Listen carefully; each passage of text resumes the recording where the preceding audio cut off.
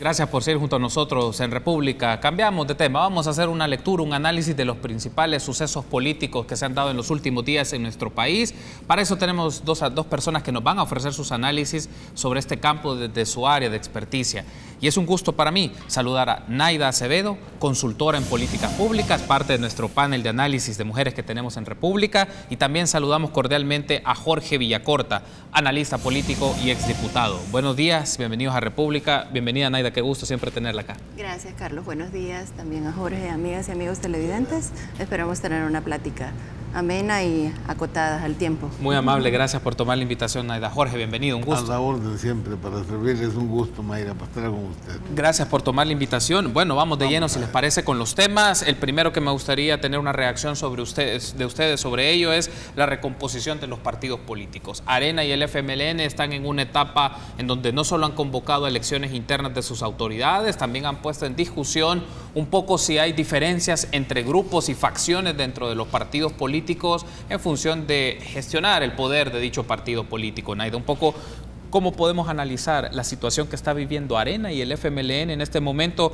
Posiciones políticas, dirán algunos, opuestas, ideológicamente en principio opuestas, pero que están viviendo una situación, unas circunstancias muy parecidas. Arena lo ventila más que el FMLN, pero ¿cómo analizar estos procesos de recomposición y también de fisuras que se han dado en ambos partidos políticos? Claro, bueno, comenzar diciendo que toda acotación o todo proceso de recomposición de un partido político no va a ser inmediato ni va a tener tampoco respuesta para la siguiente elección. Es decir, ambos partidos cargan precisamente con un cúmulo de decepción de la población en general y no creería que para las próximas elecciones se vea reflejado lo que en decisiones de recomposición tengan ahora. Justo el 6 de febrero se hizo el anuncio de las personas que ya no podían ser parte de la nueva dirección del FMLN. No obstante a ello, estamos también escuchando voces de estas personas mencionadas de la actual comisión política, ¿verdad?, que se están promoviendo nuevamente para ese espacio.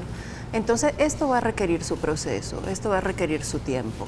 Tampoco, hemos dicho, significa que la transformación de estos partidos políticos implique de manera inmediata o directa una transformación de cómo internamente funcionan. Es decir, el punto fundamental acá es analizar y realmente reflexionar alrededor de la forma en la que han venido tomando decisiones en su estructura y que al fin y al cabo, en esta reconversión del tipo de partido que son, es que deben de orbitar todos los debates y todas las reflexiones internas. ¿Qué tipo de partidos son? Creo que deberían de hacerse esa pregunta, ¿verdad? Aparte de ello, con el caso de Arena, creo que estamos viendo visos muy coyunturales alrededor de las voces disonantes con determinados temas. Sí. Y que cada vez se van a ir acercando en la medida en que el presidente electo tome posesión. Es decir, cuando venga la agenda ejecutiva, definitivamente, a entrar en contrapalabra con la agenda legislativa. Entonces es muy probable, habría que esperar, ¿verdad? Hay que esperar a ver qué es lo que sucede, pero es muy probable que este tipo de voces se vayan consolidando y ahí encuentre eco posiblemente de gobernabilidad en estas voces disonantes el presidente. No obstante a ello, eso también tiene efectos directos en los partidos políticos. Es decir, ya tenemos un antecedente, Johnny Wright y Juan Valiente, sí, entre otras diputadas que eran parte o miembros del partido Arena, fueron separadas en su momento e incluso unos salieron, se denominaron ya fuera del partido político porque tenían estas voces disonantes. Esas son las grandes lecciones, es decir, pueden existir voces disonantes en los partidos políticos. Eso nos llevaría realmente a estudiar qué tanto hay una disciplina partidaria o qué tanto hay un alineamiento ideológico, qué tanto hay un alineamiento alrededor de los bloques políticos y si eso nos lleva a una palestra de una forma diferente de hacer política a la que realmente estamos acostumbrados en El Salvador. Uno de los aspectos, bueno, Naida lo ha mencionado, de qué tanto se ve estas recomposiciones de los partidos políticos en función de su línea de trabajo, su esquema ideológico, pero también, Jorge, de las expresiones que están saliendo tanto en Arena como el FMLN, podría yo denominarlo como disonancia, o por lo menos una postura más crítica de cómo ha estado gestionándose el partido político por sus máximas autoridades. En el FMLN, lo hablábamos recién con Norma Guevara, está el caso de Óscar Ortiz, Ortiz, un poco Óscar Ortiz y sus declaraciones más recientes en donde él está considerando aspirar a la Secretaría General del partido político, si se ve si es o no una renovación dentro del FMLN o implica no solamente los rostros, no solamente implica discursos, también una estructura programática distinta para los tiempos actuales. En el caso del FMLN, en el caso de Arena, bueno, siempre quedó un poco la estela de la elección interna por las presidenciales entre Carlos Callejas y Javier Simán, en donde Javier Simán queda como una figura crítica y que eventualmente se puede discutir si él puede asumir un liderazgo dentro del partido político de derecha. Vaya, a ver, a mí me parece que ha llegado por fin el momento en que los partidos entiendan lo que han estado postergando en los últimos 20 años, que es su transformación. Estos partidos que usted menciona, Frente Arena, surgen de la guerra, son hijos de la guerra. Sí, pero eso hace más de 25 años. Eso implicaba entender que la sociedad salvadoreña, el país y obviamente el entorno internacional ha cambiado. Por consiguiente, los partidos debieron, y espero que ahora lo hagan, hacer un verdadero análisis o revisar bien cuál es la situación del país en este mundo globalizado, porque es una relación evidente. Pero además, un país que cambió, que la ciudadanía ahora el 70% casi es urbana y por consiguiente tiene aspiraciones urbanas, ya no rurales. Otro, que hay una población de 3 millones de habitantes fuera del país que sostiene a este país en lo económico, y aquí no producimos bienes transables que nos permita elevar el nivel del desarrollo de la economía y por consiguiente el empleo. Es decir, una serie de elementos que tú tienes que tener en cuenta con toda la transparencia del mundo. Y la otra cosa, véanse en un espejo, véanse lo que son y cómo son para cambiar. Pero eso implica, para mí, no simplemente, y eso es lo último que hay que hacer, el pensar en las caras que deben de dirigir el partido. Eso es lo último. No, hombre, lo primero que hay que hacer es sentarse a esta revisión que implica también su democracia interna, cómo ha sido su comportamiento interno, para realmente ser partidos políticos modernos, donde la democracia interna es clave. Tú no puedes hablar de democracia en el país si no tenés una democracia interna, es decir, allí se comienza el proceso democrático. Y creo también la forma de hacer política tiene que ser ahora distinta. ¿Por qué? Porque la población en este momento tiene acceso a toda la información, no solo aquí lo que sucede en el mundo es un pañuelo, y a través de los medios electrónicos la gente se comunica en lo inmediato y tiene la capacidad además de hacer una comunicación, como se dice, biunívoca, es decir, de aquí para allá y de allá para acá con los partidos políticos. Eso se ha perdido. Entonces, para mí los partidos tienen la obligación, y no digamos la izquierda, de plantearse con toda claridad cuáles son los paradigmas ahora de la izquierda en América Latina y cuál debe ser los planteamientos de izquierda en nuestro país. Esa parte debe ser fundamental, pero lo mismo a la derecha. No puede ser un partido que siga con el anticomunismo que expresa su canción o su himno. Debe de convertirse en un partido liberal, moderno, que plantee principios realmente liberales democráticos. Y eso implica por revisar todo lo que acabo de decir, incluyendo obviamente al final que usted necesita, bueno, frente a esta situación, frente a estos nuevos paradigmas, frente a este modelo de democracia interna, frente a esta forma de hacer política, ¿qué seres humanos necesito para que lo implementen? Y ahí entrar en el proceso interno, como lo dicen los estatutos de cada partido, para elegir a sus cuadros. Pero mire, no solo son esos dos partidos. Si lo mismo tiene que hacer el PCN, lo mismo tiene que hacer el PDC, esta misma situación, porque la crítica y el voto ha sido castigo, sí, unos más, otros menos. Sí, pero perdone, también el señalamiento es al sistema de partidos políticos. Claro. Entonces, eso sí, también obliga a que los partidos todos enfrenten qué necesita el país en este nuevo periodo.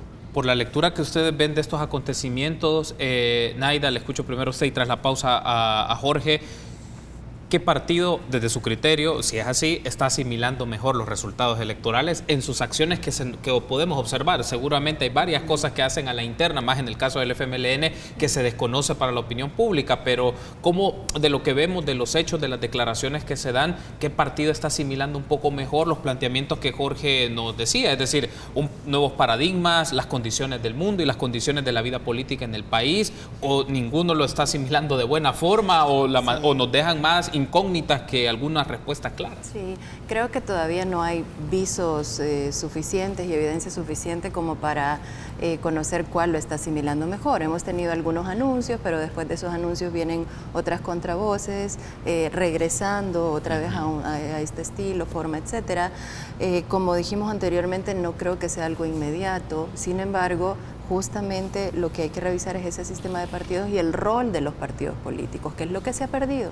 Es decir, estas carreras electorales de cada 3 y cada 5 años han hecho que los partidos políticos pierdan su rol. Entonces, a lo que hay que regresar es al rol del partido político, como puente directo entre las peticiones de la ciudadanía y la institucionalidad pública, como garante incluso de una educación política determinada, como mecanismo de diálogo, de apertura y de organización de la ciudadanía. Todo eso es lo que se ha perdido en el abanico de partidos políticos. Quisiera traer a colación, por ejemplo, en qué se va a convertir como partido político Nuevas Ideas, ¿verdad? Porque Nuevas Ideas puede que tenga un discurso de cara al marketing político electoral, pero eso también representa un reto cuando se vaya constituyendo en lo que realmente significa ser un partido político. Tendrá que generar la propuesta y el puente abierto alrededor de estos mecanismos de diálogo y de estos papeles que deben de jugar los partidos políticos. Habría que ver Gana también, si Gana también genera un proceso de relacionamiento y de estudio de su estructura, porque por ejemplo Gana tampoco ha sido un partido muy abierto o muy apegado, digamos, a estas transformaciones socioculturales que nos asisten en la actualidad. Ese es otro elemento, es decir, ¿tendrá el partido político que ajustarse a las realidades socioculturales o será el partido político el que empiece a generar cambios socioculturales tal vez necesarios que han venido por inercia de acuerdo a un peso económico, ideológico determinado y que nos ha llevado a ser lo que ahora somos? Entonces yo creo que eso también es interesante. Tal vez necesitamos un bloque, ¿verdad?, de partidos políticos que nuevamente se repiensen y que tengan capacidad de propuesta incluso teórica, ¿verdad?, que es lo que se ha perdido. No hay propuesta teórica izquierda y derecha, y la derecha lo que ha hecho de alguna forma también es irse arrastrando de acuerdo a la corriente imperante a nivel internacional, a nivel mundial. Lo mismo la izquierda. Entonces necesitamos remozarnos de acuerdo a lo que hoy por hoy nos representa una crisis en los sistemas de partidos, no solo en El Salvador, a nivel mundial. Tenemos ejemplos claros, visos claros, Brasil, Francia, entre otros, que nos están diciendo a campanazos grandes que hay que revisar qué es lo que pasa con el sistema de partidos y sobre todo con el rol de los partidos políticos. Se agotaron en la historia, habría que ver, habría que estudiarlo, habría que generar un proceso alrededor de en qué se van a convertir los partidos políticos o si siguen siendo este instrumento de la democracia válido, fuerte, potente, sobre el cual se fundamenta ella, ¿no? Tengo que hacer una pausa, pero al regresar hablemos un poco de las declaraciones que ha brindado el presidente electo, sobre todo la referencia que hace al partido FMLN, al gobierno y los señalamientos que hacen de movimientos de plazas en último momento. Me gustaría tener su reacción y si tanto es el tema de la corrupción como tal, como el tema que va a marcar la agenda de gobierno, o esa es solo una expresión de fenómenos más estructurales y más profundos. Bueno, tras la pausa lo discutimos.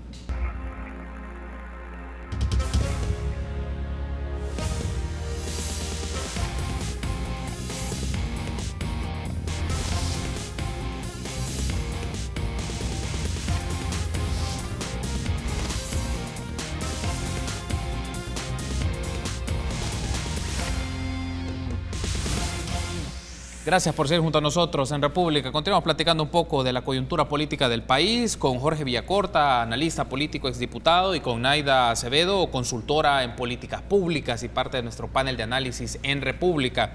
Ahora, otro de los temas que hay que discutir y reflexionar sobre esto, Jorge, es el presidente electo ha brindado una serie de declaraciones a través de sus redes sociales, pero hace señalamientos muy concretos que el gobierno, según alega él, en este último tramo de su gestión está haciendo movimientos, se están haciendo movimientos de plazas en diversas carteras del Estado. El caso que se ha discutido o se ha ventilado más en la opinión pública es de la viceministra Linda Handal, del Viceministerio de Ciencia y Tecnología, a moverse como una técnica dentro del Ministerio de Educación. Entonces, pero se mencionan que hay otros casos. El punto es, si el tema de la corrupción va a ser como la agenda principal que va a marcar el desgaste tanto del FMLN como de Arena en la relación del presidente electo, y eso puede marcar mucho la pauta de las acciones de políticas públicas, o también es un factor con el cual desgasta más a los que se puede considerar sus rivales políticos, tanto en el entorno legislativo, pero también en el entorno más de la actividad política territorial. Un minuto nada más, sí, del tema anterior. Tanto Nuevas Ideas tiene ahora un reto, porque se trata de toda la expectativa generada. Bueno, ¿cómo va a gobernar? Es un partido nuevo que va hacia eso. Sí, pero también en el panorama hay nuevos partidos surgiendo y seguramente van a aparecer otros nuevos partidos que van a presentarle a la ciudadanía proyectos atractivos, distintos. Y por último, estos partidos tradicionales, entre comillas, o los 5 que están en la Asamblea, no parten de cero. Arena tiene 37 diputados, en el Frente 23, entre ambos hacen 60, tienen mayoría calificada entre ambos. Gana tiene, no sé, 10, el otro 9, es decir, son partidos que no parten de cero y van a tener que tener una actitud frente a si son oposición o cómo la van a hacer. Digo esto porque falta esa parte. Y luego, con respecto a la pregunta suya, yo lo que estoy viendo es que, y eso me preocupa, que como que la campaña sigue, no solo sigue, se profundiza en ataques a través de los mecanismos electrónicos, y es un ataque virulento a los partidos, a los diputados, a los funcionarios públicos, a todo, con una, y a mí me parece que tiene una intención, es decir, ¿cómo hago yo? Y pongo hasta la foto, ¿no?, para descalificar a estos posibles contendientes para el 2021 para diputados. Entonces, como que estoy preparándome ya, destruyendo a mi posible competencia, de manera tal que digámoslo, perdonen la palabra, el encachimbamiento de la gente que llevó a esa elección se continúe. No solo se continúe, se profundice, de manera tal que yo me garantice con 60 diputados y en una nueva forma de elegir diputados, porque ya no sería por departamento, sino que no sabemos cómo, regiones, dice, hasta dónde eso contribuiría a romper este mecanismo de 3 partidos que tenemos como sistema en que la representación proporcional es un juego. Eso está todavía por verse, pero mientras tanto, decisiones que se tomaron en su momento, como nombrar personas que tienen parentescos y se nombran posteriormente a ocupar el cargo, y elige o nombra a parientes, peor aún si los parientes no llenan mínimamente los requisitos para el cargo, pues simplemente muestran el nepotismo, así se llama eso. Y obvio, en este momento el salir a la luz pública pues contribuye a ese señalamiento y deterioro. Y la gente dice de los partidos, y con razón, hoy le tocó al gobierno de frente, sí, pero antes, 20 años, le tocó Arena. Creo entonces que ese tipo de decisiones y pretender defenderlas es peor todavía. Okay. Ahora bien, estos señalamientos sirven en un proceso como este, sí, pero bueno, lo que falta ahora es, y quizás debemos de pasadita, cuáles son los retos, cuáles son las exigencias que tendrá el nuevo gobierno, que debería estarlas asumiendo ya. Alguien me decía, mire, ya en otras experiencias, en marzo se ha iniciado el proceso de transición, están los equipos trabajando. Hoy desconocemos cuáles son los equipos o con qué personas se va a hacer la transición de parte del nuevo gobierno, no lo sabemos. ¿Hasta dónde uno puede especular que eso es todo un mecanismo táctico? En el sentido que yo quiero seguir mostrando los vicios del gobierno, haciendo pedazos a los partidos políticos, y entre más tiempo pase, mejor, para en último momento tener y llegar a una situación de unos competidores absolutamente no solo golpeados por el resultado, porque esto parece una guerra cuando están recogiendo los muertos y contando los cadáveres en medio de una gran polvazón. Eso parecen los partidos políticos en este momento. Sí. Naira. Ahora, es un arma de doble filo realmente, ¿verdad? Porque, a ver, no va a ser posible, digamos, ser un ejecutivo en permanente oposición a todo, ¿verdad? O sea, va a ser contraproducente. Hay que encontrar los mecanismos de diálogo, y esto también lleva a buscar a las personas idóneas. Esto lo quiero amarrar a la pregunta con la que iniciamos el bloque, ¿verdad? Sí. Es decir, el proceso de transición debe de contar con un equipo técnico suficiente que debería de instalarse ya, que no necesariamente debe de ser quienes van a asumir gabinete, pero sí personas que deben de garantizar y que deban de empezar a gestionar alrededor de la política pública propuesta en el Plan Cuscatlán de Nayib. Las políticas públicas no se hacen en un horno de la noche a la mañana, o no deberían, digamos, ¿verdad? No deberían hacerse así. Incluso el desfase del que hemos conversado alrededor de la formulación y la implementación es importante, porque en la medida en que esté formulada la política, pero se empieza a implementar, se va dando cuenta el entorno de qué es lo que hay que ir ajustando de acuerdo a todo lo que en contexto existe. Mientras eso más se demora, entonces evidentemente tenemos menos tiempo para ejecutar acciones, y pueden venir estrategias dilatorias y pueden venir estrategias que realmente busquen generar contradicciones con otros actores, pero que van a ser contraproducentes. La gente de eso es de lo que está agotada. O sea, la gente lo que quiere es resolver sus necesidades básicas humanas, cotidianas, ¿verdad? Y eso es sobre lo cual la gente pasa factura también. Es decir, si usted no me resuelve el problema de seguridad, si usted no me resuelve el problema de trabajo, que además el derecho al trabajo no puede ser selectivo, hablando de este proceso de plazas que la gente tiene derecho al trabajo, pues sí puede tener derecho al trabajo, pero a ver, el trabajo es un derecho universal, ¿verdad? Y no de manera selectiva, en la medida en que también no se seleccionan personas familiares que además no cuentan con los requisitos específicos para cumplir con estos cargos. Entonces, evidentemente, hay una mala gestión pública, hay una mala implementación de la política pública, porque además de que no hay experiencia, no se rodean de gente con experiencia, o no permiten la voz técnica y política que permita asesorar de manera adecuada, y las figuras deberían de ser asesorías decorativas, o asesorías por cercanía, o asesorías por ser familiares, a realmente tener asesorías técnicas de cómo funciona la cosa pública, ¿verdad?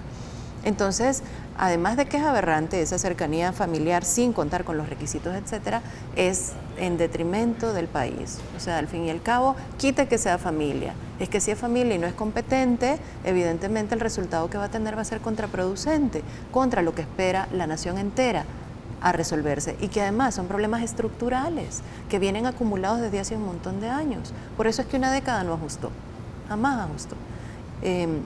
Para este nuevo gobierno que entra en junio, quizás entonces que el proceso de transición debería empezar ya. Hay elementos interesantes, por ejemplo, los programas sociales. De hecho, el plan social, que es el que asiste la parte operativa de todo el proceso de formulación del sistema de protección social universal, se había previsto 2014, 2019, sí, y recién empieza el año pasado. Entonces, esas son las realidades tangibles con las que se van a encontrar a la hora de implementar sus políticas, de formular sus políticas, y no digamos si entran al proceso de evaluación de políticas anteriores para saber qué ajustar. Eso requiere tiempo, requiere procesos.